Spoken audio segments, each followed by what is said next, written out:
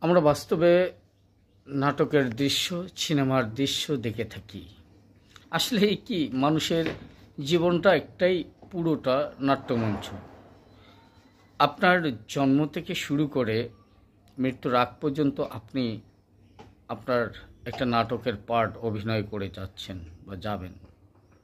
কেননা আপনি একজন অভিনেতা ও বাস্তব জীবনের প্রেক্ষাপটে আপনার অভিনয়টা বিভিন্ন সময় বিভিন্ন রূপে হতে পারে, তবে সেটার স্ক্রিপ্টদাতা আপনি নিজেই, অভিনেতা আপনি নিজেই।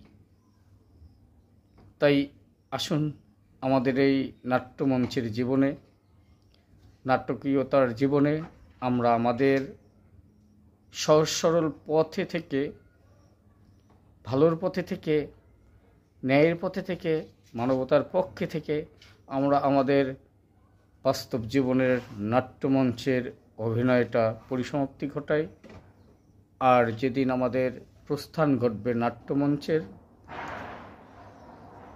সেদিন যেন আমরা আমাদের নাটকের স্ক্রিপ্ট এবং অভিনয়ের দৃশ্যগুলো মানুষের মাঝে বেঁচে থাকে সেই সিনেমা, ছবি ও নাটকের মতো, অভিনেতাদের মতো।